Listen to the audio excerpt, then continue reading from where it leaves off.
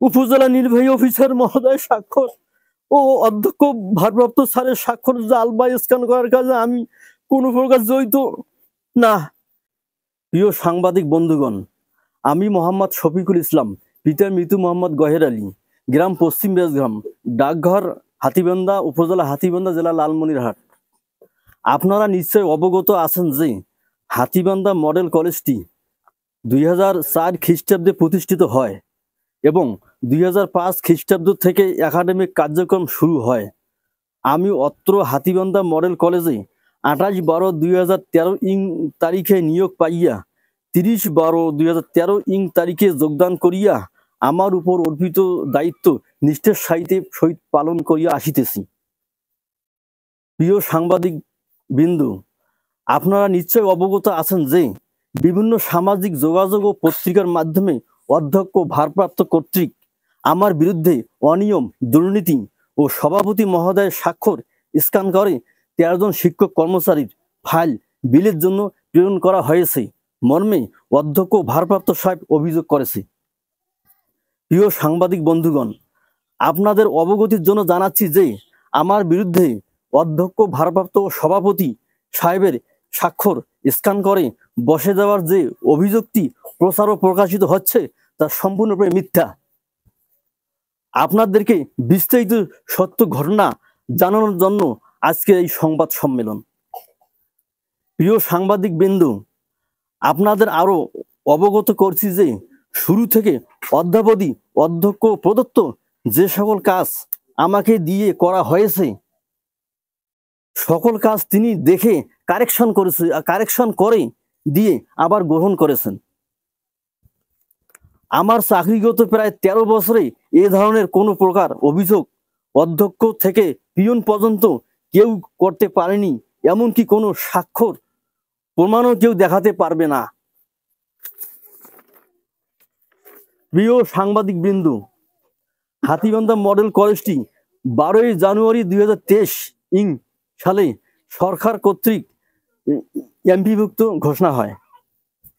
সেই থেকে অধ্যক্ষ সাহেব সকল শিক্ষক, শিক্ষিকা ও কর্মচারীর স্বনামীয় এমপিওভুক্তির ফাইল গ্রহণ করা শুরু করেন।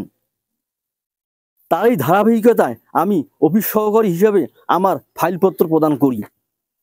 অধ্যক্ষ ভারপ্রাপ্ত সাহেব জানান, হাসান আলী স্যার সাবেক সভাপতি ইউনুস স্যারের পরামর্শে মোহাম্মদ আশরাফুজ্জামান স্যারের মাধ্যমে অনলাইনে সম্পর্কিত সকল কার্যক্রম পরিচালনা করে থাকেন। অধ্যক্ষ সাহেব সকল শিক্ষকের প্রয়োজনীয় ফাইলপত্র গ্রহণ করার পর 6 জুন 2025 ইং তারিখে সকল শিক্ষকগণ তাদের নিজ নিজ ফাইল অধ্যক্ষ মহোদয় হাসান স্যারের কাছ থেকে স্বাক্ষর করে এবং আমি একইভাবে স্যারের কাছ থেকে স্বাক্ষর নেই এবং তা অধ্যক্ষ ভারপ্রাপ্ত স্যারের কাছে জমা হয়। এরপর শিক্ষা অধিদপ্তর বরাবর প্রেরণের বিষয়টি আমি অবগত নই।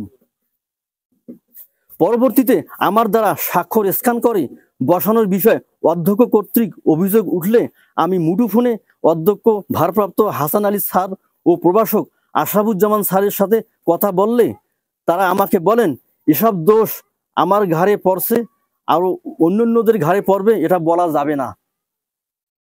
আমি বলি, আশরাফুজ্জামান স্যার সব কাজ করেছে, তাহলে আমার ঘাড়ে দোষ কেন? অধ্যক্ষ স্যার বলেন, এ কথা বলা যাবে না।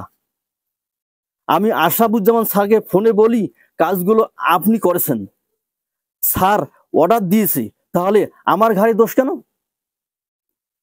তিনি বলেন, এটা কোনো সমস্যা না, হাসান স্যারও সব জবাব দিবেন। আপনি কারো ফোন ধরেন না, হাসান স্যারও কারো ফোন ধরে না।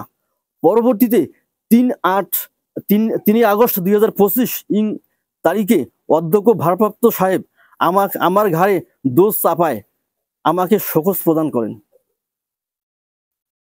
আমি উহার জবাব পোস্ট অফিসের মাধ্যমে 5 আগস্ট 2025 প্রদান করি, কিন্তু আমার স্বাক্ষর জাল করে অধ্যক্ষ সাহেব 4 আগস্ট 2025 ইং তার মন মতো আমার হয়ে আমাকে না জানিয়ে শোকজ লেটারের একটি জবাব দাখিল করেন।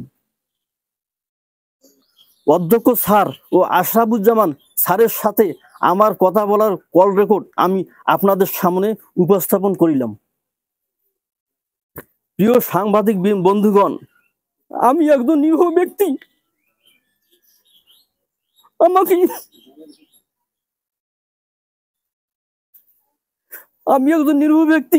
আমাকে কেন এই মিথ্যে ইয়েতে ফাঁসাচ্ছে?